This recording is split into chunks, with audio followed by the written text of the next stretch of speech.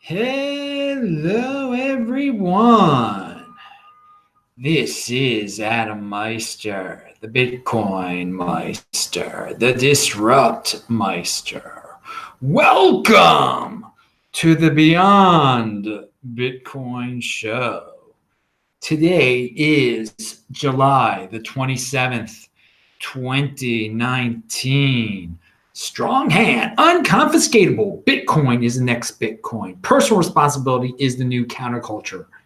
Deferral of gratification, conviction, avoid mediocrity.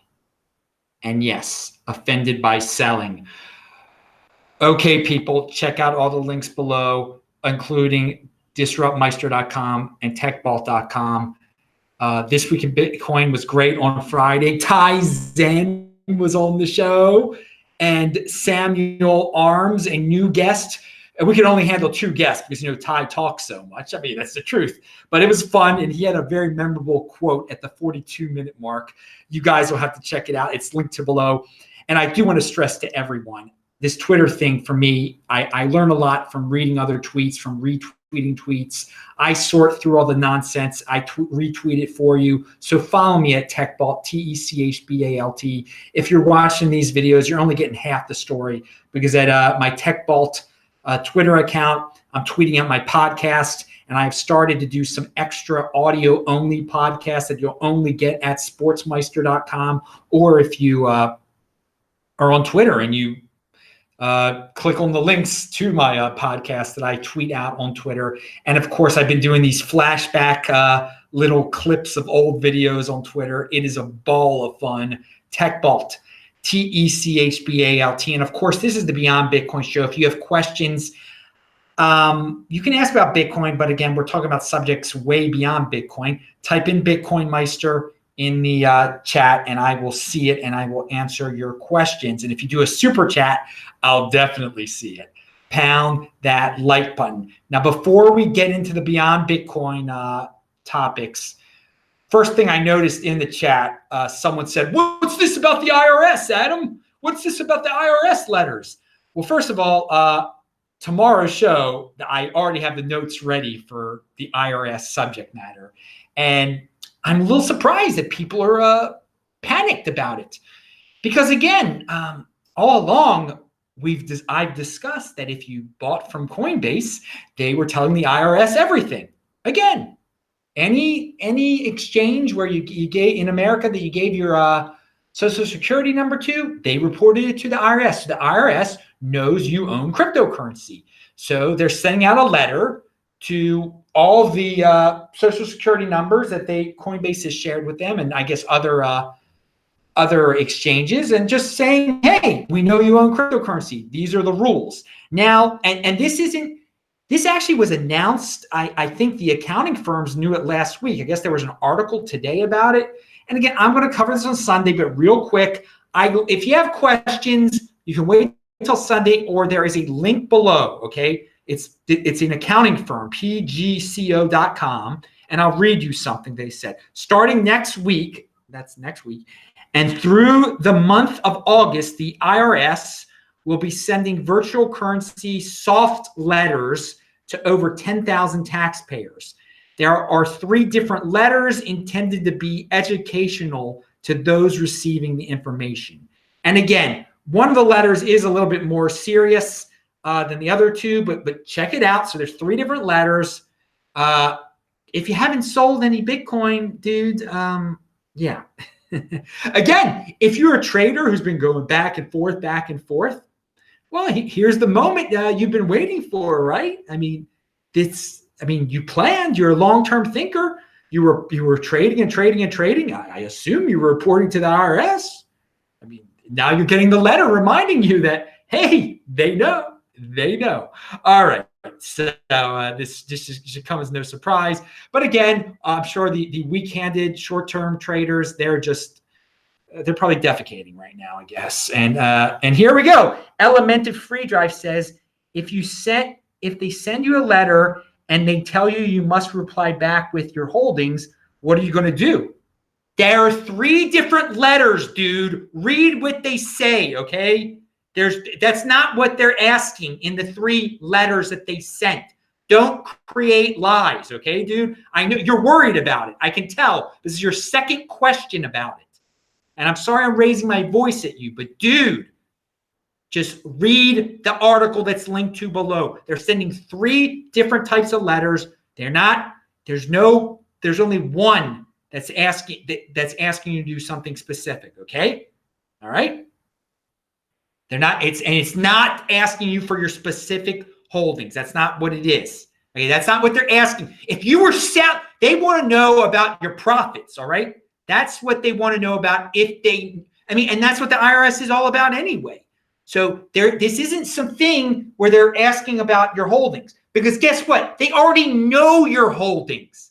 They know everything you bought at Coinbase. That's not the point of this, dude.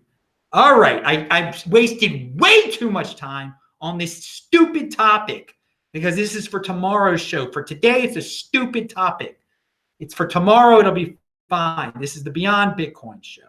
Stupid is overblown word there, but you pissed me off on that one, dude, that you even asked this question in the first place. And I shouldn't get pissed off about it. All right, moving on. Beyond Bitcoin, let's go beyond Bitcoin. Let's talk about something that's mostly noise that's out there. Because again, I know that even tomorrow's show, I'm going to get these questions from all these 80%. Oh, I didn't know Coinbase was going to tell me. And oh, what are they going to ask me? What are they going to ask? What are they going to ask? They already know. There's 3 specific letters. They're linked to below. Reading comprehension. All right. Let's see. This is from the Baltimore Sun. This has been all over the news today, apparently. I first saw it when I checked foxnews.com. Trump calls Baltimore disgusting rodent-infested mess. And everyone knows I'm from Baltimore. I grew up in the suburbs, but he's talking about rips Representative Elijah Cummings over border criticism. Trump also questioned the amount of money being sent to Maryland's 7th district, when it's considered the worst run and most dangerous anywhere in the United States. And he questioned where all this money is going and how much is stolen. He demanded an investigation into this corrupt mess immediately. All right, so Trump is actually right about where Elijah Cummings represents, which is a lot of West Baltimore. It is rodent infested. It is a mess. And how much is being stolen of the federal money that they're giving them? All of it. I mean, basically all of it. Yeah, I mean, that's known. No need for an investigation, really. It's all being stolen. And that's just, you get to take that for granted, Trump. But here you go. He's trying to blame it on Elijah Cummings. It's not Elijah Cummings' fault that West Baltimore is rodent infested and is falling apart, and it is and Trump said it's more dangerous than the border. Yes, it is more dangerous than the border. Of course, it's more dangerous. Because Elijah Cummings is ripping on the border centers, the centers they have set up for the illegal immigrants, and they get beds, they get Nintendos, and all this nice stuff. I mean, they got all sorts of good stuff there. But Baltimore is no, it's not that nice. It's bad. Okay, you can get shot. There's bad stuff going on. There's no one looking over your shoulder. There's not a bunch of border guards protecting you or whatever. No, it is a mess. But again, it's not Elijah Cummings' fault that it's a mess. All right. People shouldn't look for Elijah Cummings for solutions. The people who live there's personal responsibility is the new counterculture. Okay. They got to take personal responsibility. I lived right where Elijah Cummings claims that he lives on Madison Avenue. Okay. And there's plenty of questions about that. I lived on Linden Avenue, about 5 blocks away from where he lived, okay? So I've seen it for myself, and it's the people. It's not his fault, because he probably doesn't even live there. He probably lies about his address. Most politicians in the Baltimore area lie about it. Many, I shouldn't say most, but many lie about their addresses. And apparently there's some loophole that you can actually get away with it. So maybe what he's doing is totally cool. I don't know. And who knows if he's doing it or not. But again, he claims he lives on Madison Avenue, right near where I lived when I lived on Linden Avenue, when I did the Bioblock project. And it's a total mess. I mean, there was a riot. The riot started right a few blocks away from where Elijah Cummings lives. And it's the people's fault. He didn't make them riot. People just throw trash on the ground, major dumping going on. It's the people. So Trump can rip on he's trying to like paint it as Elijah Cummings' fault, but it's not Elijah Cummings' fault. It's the people's fault. It's the people's fault. Okay, they got to take responsibility. There is just the behavior is it's unprecedented in a bad way, in a real bad way. And so when Trump tries to blame Elijah Cummings for it, he's again making it seem like that the government, including Trump, can solve individual problems, and that Trump can't solve your problems, and neither can Elijah Cummings solve your problems. But it is nonetheless entertaining. It's a bunch of noise, them fighting back and forth, saying you're rodent infested and you're putting Mexicans in cages,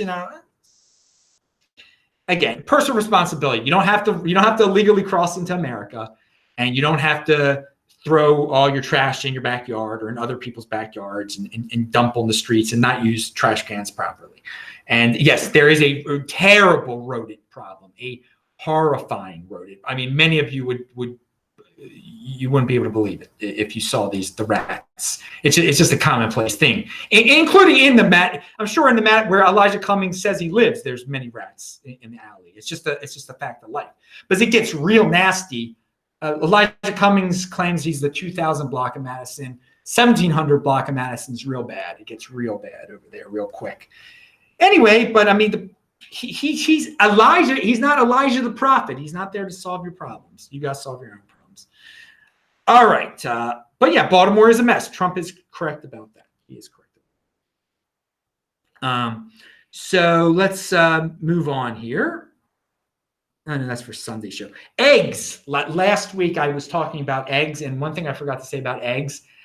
When I first visited South Africa and I was in the supermarket, all the eggs weren't in the refrigerator. And as an American, I had never seen that before. So I want to explain something to everyone out there about Americans. Americans are paranoid about eggs. Okay. If the egg is out of the refrigerator for like 10 minutes, it's bad. They throw it away. The housewife in suburban East Coast city, they're not going to, if they leave the egg in the car for 10 minutes by accident, they throw them. That's it. That's the end of it all. So in many countries, they don't even refrigerate eggs. So America, that people would just like vomit from thinking about that even. So yeah, that's part of seeing the world. No, so I'm really laid back about my eggs. I don't give a darn. I know you're not going to get salmonella if they're not refrigerated. I understand that. But in America, oh no, that is the complete opposite. Big freakouts in America about eggs. And also, somebody asked me about what do I do during my fast days? What are things I like to do? I just go about my regular business. I go running. I do my regular workouts.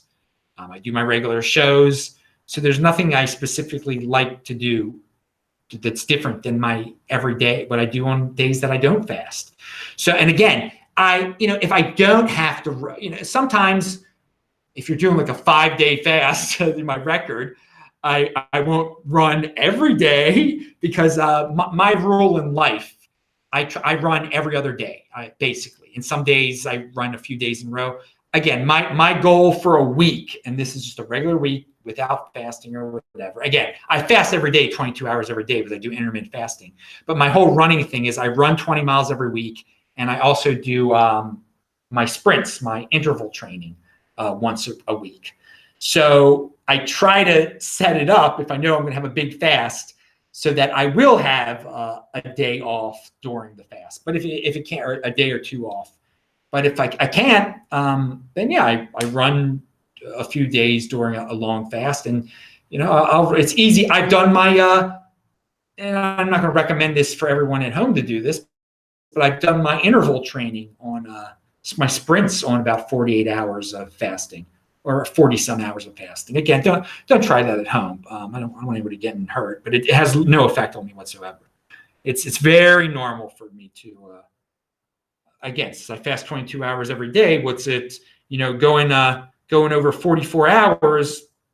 I mean, you start to feel a little bit after 72 and everything, because that's special. That's when they say your system is rejuvenating itself. Your what's your, oh God, I can't even think about it. Oh God, it's a little late here in Israel, isn't it? All right.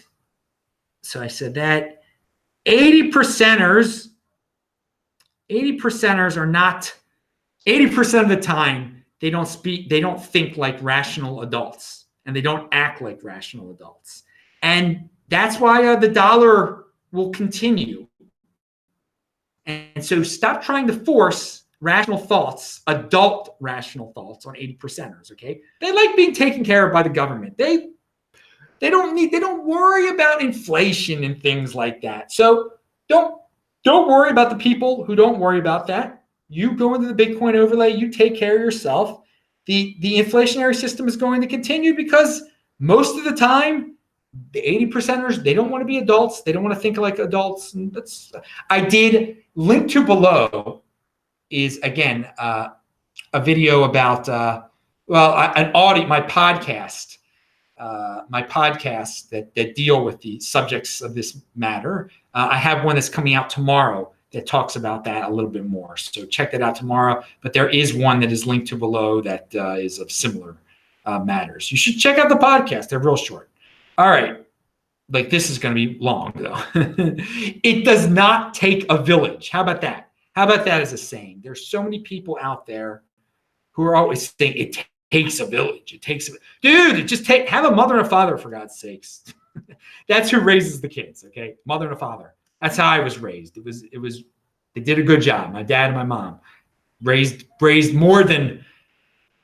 Again, I've said numerous times I have siblings, and I at least have one of each sex. So my parents raised quite a few children, and you need kids. You need parents. You don't need a village. Let's get rid of this personal responsibility. Take care of your own kids. Don't try to live. I mean, that's the thing. If you're an adult, you take care of what you produce. Okay, that's adult responsibility. That's what I'm talking about. That's rational adult. People don't want to be rational. Oh, well, let the government take care of the kids. It's fine. It's not logical because they don't want to think logically. They don't want to think like adults. All right. Resets your immune system is what I was thinking. I couldn't think of the word immune system before. 72-hour fast supposedly restarts your immune system. Try to hit that, do that twice a year, but over 72-hour fast. I think I already did 2 of them this year, didn't I? I got it all written down over there. So I just had like a 40 some hour fast. So that's 27 days I've skipped of eating in this year. The goal is 31, baby. Pound that like button. Moving on. Hacking Humans, a video talk by Yuval Noah Harari. Now, I've talked about this Israeli dude before. I don't agree with him on everything. I find him interesting. He's a statist. He trends toward being a statist. And this video, a lot of you are not going to be able to take a lot of it because there are definitely some just blindly hating Trump people on it. Just the Trump derangement people. That's you can hate who you want or whatever, but when you're deranged and you're not being logical anymore, it's distracting. And so it's noise. So there's some noise in this video too, but it's a 16-minute mark. He does bring up that the political struggle used to be over control of land and then machines and factories. And now it's going to be over data. And I think he thinks too much in a political realm. He puts too much power in the government. Again, we were talking about Cummings and Trump before. And again, we can't put too much power on them and let them lead the way in terms of what is going to happen to all the information. He wants the government to come up with a solution to all of the information that is out there. I'm a guy who says let the free market do it. Don't try to don't try to have a hand in this and say who can control the information, who can't, because then you're going to bias it toward your people in the government, to the people who pay you off and whatnot. So he is kind of a control freak. He's got a control freak attitude, but he does have some interesting thoughts in terms of the future. And he talks about because of the great innovations that are coming, and we're going to talk about this in a second. There's so many innovations out there that are coming our way in the next 10 years.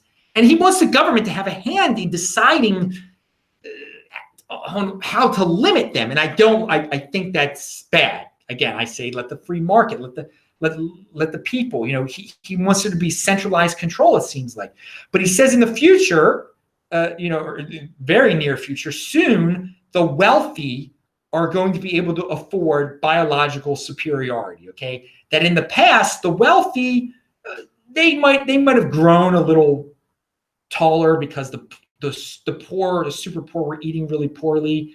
But otherwise, they're especially now in the modern times, there's not a biological superiority between someone like Donald Trump, who was a billionaire, and just some average Joe on the street. I mean, each one, they're the same. They didn't get. He doesn't have some like super intelligence that he got because he was rich. But now we're getting to a point where there are innovations where you're going to be able to change human beings in the womb, or maybe even afterwards, and wealthy people are going to be able to afford this. And I don't think he thinks that's right, Yuval. And he wants the government to intervene, and all the governments to not get in an arms race over this. Here's what I got to say about it, okay? It's going to get out there anyway. Let the free market, wealthy people worked hard for their money, okay? If they want to buy and fund biological experimentation and then do it to themselves and be guinea pig, be my guest, do what you're going to do, dudes. Do it. I mean, this isn't like it's proven. It's not like it's going to solve anyone's problem. I mean, let the free, because again, you're not going to be able to stop it. And if it becomes black market, I mean, look what happens with drugs when they're black market. So I have no problem with, I want technology to advance, and I want there to be, people to be able to hack the human genome and human biology and make people healthier. And if rich people are the first ones who can afford it and they funded it, well, then let them have it. Let them be superior. And then the price will come down and everyone will be able to get it. And then you'll say, what's unfair? They might be able to rule over us, and maybe they won't share it. It will get out there, okay? It will get, once it's out there, it's out there. They're not all, that's on the premise that the people who are going to be buying this are all not so nice, and that they're going to want to do something bad with this technology. No, there are going to be some that want to share the technology. Again, the rich people who fund the businesses that come up with this, they're going to want to bring it to the people because it's going to be $1 trillion business. Again, that's why I say let the market decide. And if the government starts saying, well, you can't do this, you can't do this, you can't do this, well, then some rich people are just going to go to China to buy it, okay? And I've mentioned this before, life extension technologies. This is a reason to save your Bitcoin. There's people are like, why don't you just blow it all now? I'd get a nice car. This golden age that we're about to enter, we can't even fathom some of the technologies that are going to come out of it. And I mean, maybe people alive today will be able to live to be 200 years old, but only if they have $5 million to pay in 2025. So let's take our time with this, and then then it'll be distributed to the people eventually. In 2040, it only costs $10,000 or something. But we shall see.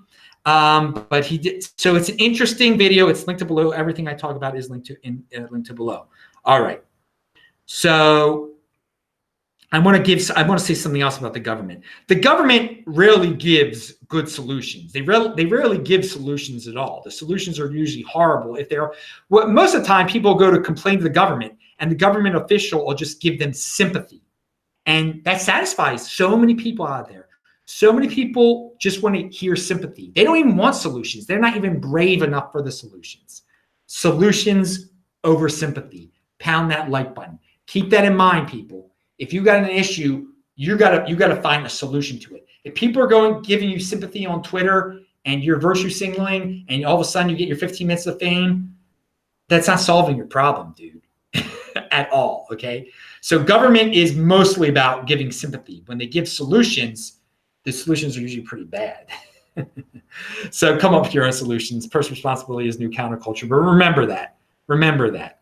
And hey, yeah, if you got an issue and you only want sympathy, well, don't come to me, because I'm giving you solutions, dude. You need solutions. Sympathy isn't gonna save your life, baby. All right. And so, yeah, some of my podcast videos are going to be about that, or they've already been about that, or podcast audios. Sorry. Arjun said, okay, first of all, I just want to remind everyone on Twitter, it can be a great learning tool. Don't let the algorithms guide you, okay? Pick your own people, treat them like pages, okay? Just like go to my page, go to Arjun's page, go to Jeet's page. Don't just like see what pops up on your feed, because who knows what's popping up. You supposedly follow some people, but then they're not going to show you everything. It's only going to show you the lowest common denominator of like the people that you followed, that you just followed out of sympathy or because someone told you to. So he says this is a reminder. Twitter is a tool for entertainment, marketing, and networking. I say for the 80%ers it is. It's easy to see why people believe it's useful for information consumption. But engagement algorithms have skewed the platform to the lowest common denominator of shallow takes rather than deep insight. Again, if you don't let the algorithm guide you, you can get deep insight from that. But he's right. For the 80%ers using it and tweeting on it, they just get into a hole of shallow takes.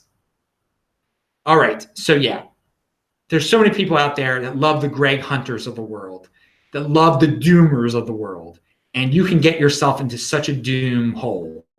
The people I link to, like Robert Zubrin, who was interviewed on Event Horizon, that is linked to below.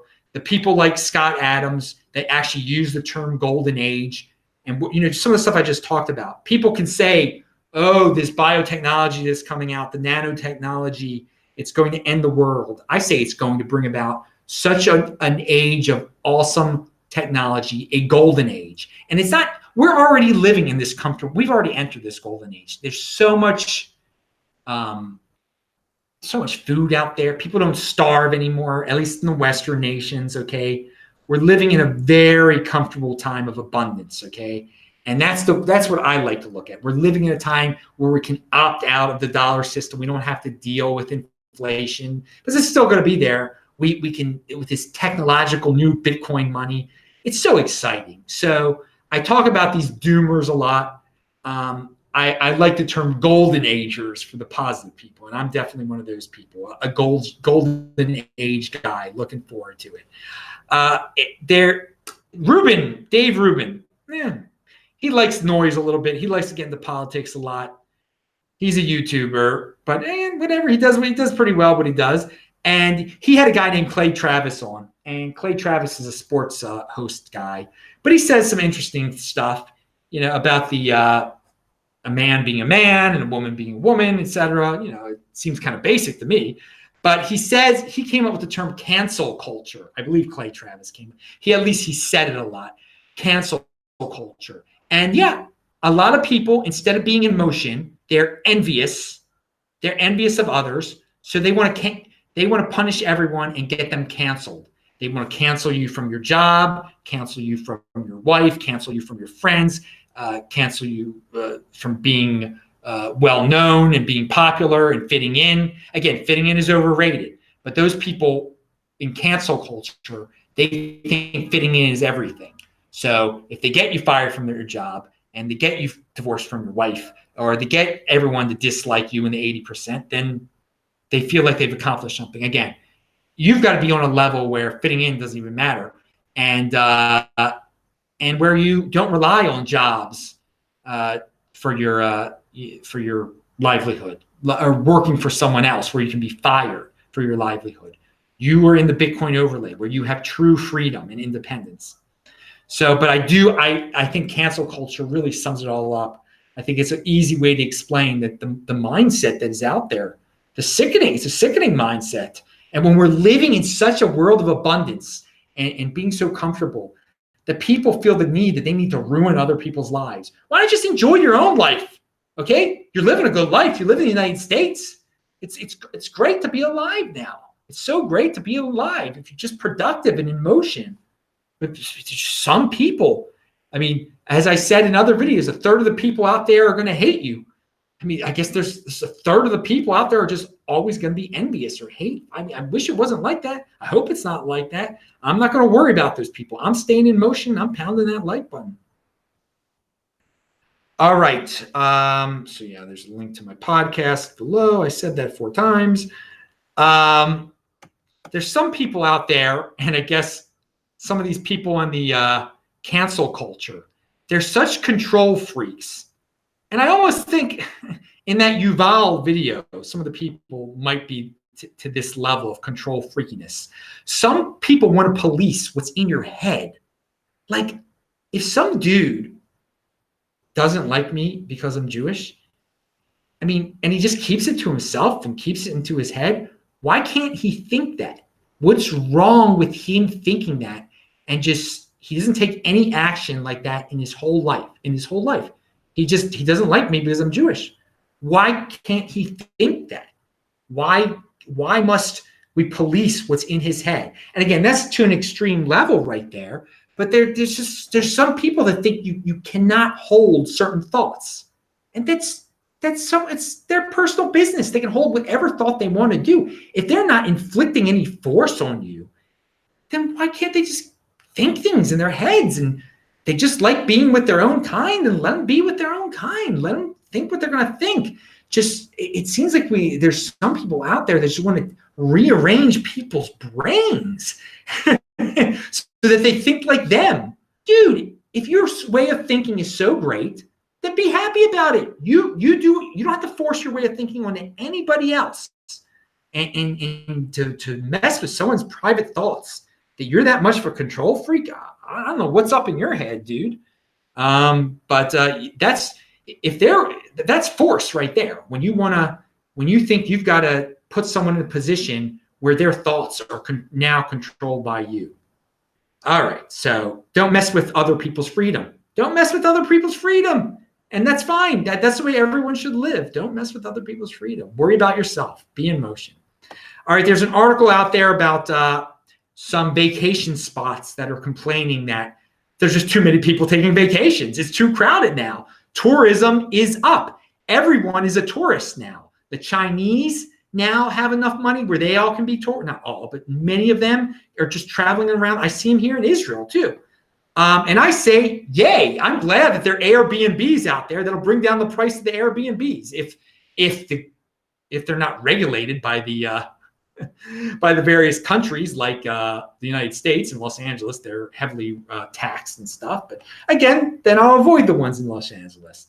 But here's a quote. The perception of going on holiday has shifted from being pretty much a privilege to becoming very much a right, said Marina Novelli, professor of tourism and international development at the University of Brighton. So yeah, we're living in this world where everyone's got a credit card and everything's being inflated away and people are spending lavishly. And that's great if they want to do that. So everyone's going on vacation and everyone thinks it is their right to go on vacation.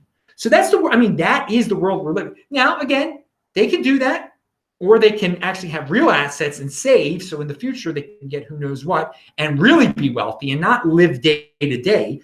But again, so what is up?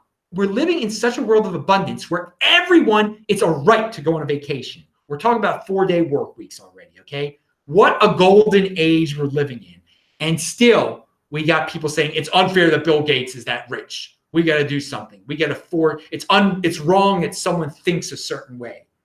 My God, can't you enjoy the abundance? Go on a vacation. You can afford it now, apparently. Everyone goes on it. Again, that's why I joke around about the 80%ers that just spend lavishly, buy fast cars, buy this. But if they're not hurting anyone, then that's great for them. They're much better. I consider them much better than the 80%ers who are just like, we must take away from people who are successful, or we must make wealthy people the enemy. They are the enemy. We must use force against them. We must encourage others to attack the wealthy or the ones who don't think like us. All right, Scott Adams says that most people out there, now I disagree with him. Well, he says this was just like an of course statement for him, what I'm about to say, that most people, if they leave the house without their phone, they feel uncomfortable and they've got to go back and get their phone, their smartphone. And so he says most people think like that. I don't even own a smartphone. I don't own a phone. So I don't feel like that. I don't feel like that. Every day I leave the house, I feel quite comfortable without a smartphone or a phone. So if you're in that situation where you leave the house and you feel uncomfortable because you don't have your smartphone, I mean, it's not, you're on the wrong track, I'm saying there. I think it just shows an addiction. You should not be addicted to that. You shouldn't make that your life. That's not reality. That's not reality. You don't need that you don't need it all the time. You don't need it all the time. It seems like a lot of people are becoming addicted to it. And I know it is a very useful tool. I'm not saying not to own one like me. I don't own one. But to like have a heroin fix or something when you leave the house without it, that to me, it seems like you're relying on it too much, and you need to rely on yourself. You need to rely on yourself. So I've been beforehand. I'm talking about don't rely on Elijah Cummings. Don't rely on Donald Trump. Well, the same thing is you can't put your smartphone on a pedestal too, like where you can't get around without that thing. Okay, you got to be able to walk the streets with it. You don't need a map all the darn time, do you? I mean, you don't need to answer all your questions all the time. If you get bored, think, use your brain, meditate, I guess. There's some things you can do without looking at that thing. Everyone is bent down looking at those things all the darn time. And again, there is a time to read your computer and be on the internet. It's not 100% of the time, though. And that's what Scott Adams is saying. People are freaking out if they leave the house without their smartphone. All right. What's this here? And more about Scott Adams. There's a guy out there who wrote an article about systems over goals. Scott Adams has this concept where instead of setting a goal for yourself, you develop a system and you don't fixate on that goal. Now, I think it's, some people just say, I want to be rich. And then, okay, that is a nice goal, but you do have to set up a system is good at that point. But it's still nice to be rich. I think to have an overall goal of success, and you can define success in many different ways, is good, okay? And so maybe you can come up with, I want to be successful. I don't exactly know how I want to be successful yet, but I've got some pretty good ideas. So let me set up a system of conviction, of repetitive, doing similar things every day that are going to get me in motion and get me toward a successful goal and get me toward successful people. And then I'll figure it out on the way, like, yeah, this is the direction I want to go in, and this is what I want. So here's what the guy says, summarize, and this is a good article. Read the article because it sums the whole system up. By choosing a system over a goal, those who are seeking to achieve better ready themselves for when luck strikes. Systems are about the day-to-day determination, the grind. Okay, so I don't believe it's luck. When luck strikes, I believe if you set up a good system and you're seeking to achieve better through this system, I know that's a pretty broad, nebulous statement there, but you set up a system where you're going to have an achievement. You're going to get into habits that are going to make you successful and going to lead you down successful paths. And you're going to discover successful end games that you can then aim for. And you're going to meet other successful people that influence you to get into other activities. It's all about being in motion and developing a system, not just a goal, but a system. You are going to be in motion. And so, I mean, you can say, well, what's your system, Adam? Well, I mean, here's my system is making videos every single day. I make videos every single day about strong hand Bitcoin, okay? And that gets me gives me more and more success, whether it gives me the ability to buy more Bitcoin, to get involved with more interesting people. It gets me places to travel around the world. People offer me places to stay. I get it. It brings about things that maybe would never have been brought about. Doing this show every single day and meeting the people that I've met, one thing that came about is MWC. That MWC crypto dividend, if I didn't make shows every day, it would not hit. I found out about crypto dividends through me, and he thought it was an interesting thing through me. And he told me about his MWC idea. I said, that's an awesome idea. He ran with it. He talked to Andy. This is the type of thing. When you've got a system, you're benefiting from it. Other people are benefiting. This is just a whole big in motion web. So read that. I really started thinking about the whole system. Again, I didn't construct that system. It came about naturally over time, but now I realize I have a system, the Atom Mice, and I've already achieved, I've done well for myself, and but I don't have this. I do have a goal in mind, how much Bitcoin I want, but I'm not fixated on it, because every day is another achievement. Every day I do a new show. That is an achievement every day. And so what? You see, what Scott Adams points out is, like, most every day, you're not getting to your goal.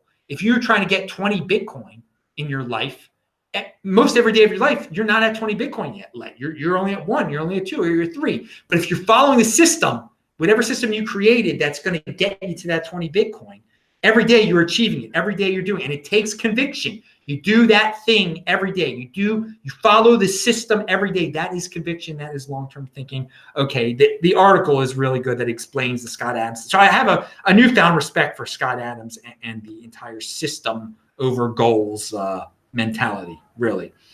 So zero hedge, and I was talking about this before, envy.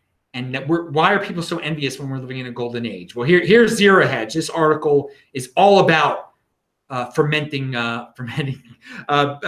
mainstream envy. Our ruling elites have no idea how much we want to see them all in prison jumpsuits. Who's that? Why do you want to see ruling elites in prison jumpsuits? Who are these ruling elites anyway? What's to say that they're all criminals? Everyone who's successful, everyone who deems who an elite here? Do they all belong? Zuckerberg belongs in jail, you're saying? All these people have brought good things to this world? That's envy. It's pure envy. I don't want to see anybody in jail. I'm not ruling elites. I don't care if wealthy people are billionaires or trillionaires. Let them be. I don't care if the wealth gap is increasing. You worry about yourself. Why seek revenge? What is up with this envious way? So yeah, Zero Hedge is a completely doomed conspiracy site. And this is the mentality. Yeah, man, ruling elites. Oh, how much we want to see the point. And he starts talking about the 1% and the 0.1%. Dude, I want to be the 0.1%. I want to be in the point. What's wrong with that? What's wrong? I want to be as successful as possible. So aim to be a 0.1%er. Aim to be a 1%er. I mean, we're vilifying success. They are vilifying success. So no, I'm not participating in that at all. And I'm going to call it out. I'm going to call it out when I see it there. All right. Yeah, again, we live in where everybody's got to be the victim.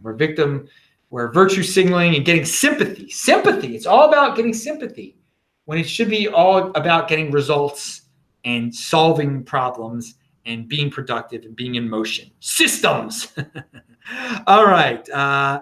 Jeet. What does Jeet have to say here? He's got a Bernie Sanders quote. Let me get here. What do we got? As silly as this comes across, there's an important lesson in here that artificial price controls are a great rallying cry, but create far more problems than they solve.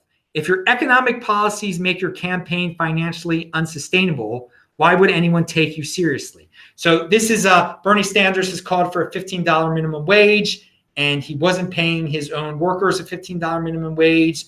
So he had to cut hours in order to afford to pay them a $15 minimum wage. But still, he says that there should be force every business in the country to pay a $15 minimum wage, even though so why would anyone take you seriously if you appear that hypocritical? Well, Jeet, I got to tell you, most people don't think that logically, and they don't think like logical grown-ups. And it sounds real awesome and real flowery. And you give people a lot of sympathy when, oh, woe is me, I'm not making $15 an hour, I should make $15 an hour. Everyone just blindly follows that. There's no logic. That's 80% right there. So that's why it works, dude. Why would it? So that's why people take Bernie Sanders seriously. That's why he's got huge support, because people don't think like grown-ups. 80%ers aren't going to think like grown-ups. They're not going to think that's hypocritical. They're going to say, well, why is it $20? I love this guy. He's going to give us free stuff. Okay, so there's your answer right there. And there's always going to be people like that, and there's always going to be people like Bernie Sanders that appeal to them. So just let them do what they're going to do. You do what's best for you. You're in the Bitcoin overlay. I know you're in the Bitcoin overlay. And again, and it's anyway. All right. So a lot of people like to. I don't understand this, but they will fall for so many marketing gimmicks, and they'll be like, "Oh, they lied. What? They said it was the best product, and it wasn't the best product." So Jeet says trusted third parties are security holes. Oracles can't be trusted. And he gives an example. He shows a Snickers bar next to a 2x Snickers bar. So that's the big marketing on it. The big 2x thing. Better buy the 2. It's only, when you measure it, it's only 1.5x. So you trusted that third party. You trusted the marketing. You got to measure it for yourself sometimes there. So there we go. That's another reason for Bitcoin. You don't need those. You don't need those third-party oracles. But again, this is putting it into the real world a little bit in terms of the people that try to blame the advertisements for them buying something. Well, why'd you believe it? I mean, you should expect there to be, when there's third parties involved, that there's going to be exaggeration, that there's going to be lies. That's the weakness of a third party. That's why you want to avoid third parties. It's bureaucracy. They add bureaucracy. They can add lies. They can add exaggerations. And so don't rely on those banks for your money. Rely on yourself for your money. Control your own private key. You won't have any lying issues when it comes to finance. Here we got two last subject matters. This is from Zach Bandera. He says, Adam, a great example of 80%ers in action. Adrian Peterson, who is an NFL player, is deep in debt after earning over $100 million during his career. Yeah, man. Some people are just going to spend themselves to oblivion and save nothing. I mean, there's no excuse for that. I mean, he had fun, I guess. He had fun blowing $100 million. And all his so-called friends had fun blowing his money too. I doubt only he could do it by himself. But yeah, you can have success. I mean, and a lot of altcoiners and ICOs guys who valued their wealth in dollars, and then they bought all these Lambos. Now what do they have? They blew all their money. They're in debt, like no different than Adrian Peterson. So there's something to savings. There's something to we're making savings cool again here in Bitcoin. Long-term thinking, deferral gratification. So finally, do any of you guys have some guy friends who've gotten married, and now maybe they just went on a trip to Chicago or something like that, and they'll tell you like, yeah, we were just in Chicago, we were just in New Orleans, we went out to dinner. I mean, I'm talking to you. Who the heck's we? I mean, you and I been friends since 6th grade. Who are you talking about? We went here, we went there, we went. So you don't have to, when you get married, there's just some guys that are so weak that it becomes we immediately. It's not, they're not individualists anymore. They didn't go any. I mean, I understand if you went on a trip to Chicago that you brought your wife with you and you brought your kids with you and everything. I mean, we this, we that. Am I blowing this out of proportion? I mean, it's just, it can be a little bit annoying to me in certain situations. Like, dude, I want you to be independent like you were back in 12th grade or back in college. Why do you have to refer to yourself as we now? You're an individual still. You are still the person I knew.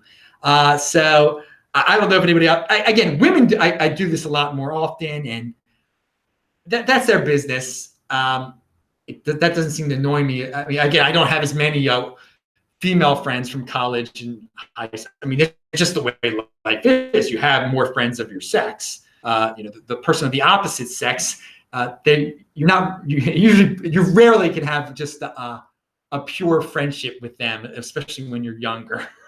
There's always some other thoughts in mind. But that's for another show. Again, I do have some female friends again. And as you mature, it becomes easier to have female friends. But in your younger days, yeah, we're just friends, sure. That's why you like her, sure, dude. But guy friends, they've been friends for so many years, and we've had this bond for so many. Now you're talking about we. You're not an individual anymore. You're part of this machine, this cog in your wife-husband machine. Come on, dude. Okay, leave comments in the comment section if you think I'm blowing that one out of proportion. That maybe I'm misinterpreting when they're saying we. That maybe they are still independent. No, that these guys are whipped. I think not all my guy friends say it. Not all my guy friends say we. Some of them still say, yeah, I was in Chicago this week. I was in Seattle this week or whatever. So anyway, I'm Adam Meister, the Bitcoin Meister, the Disrupt Meister.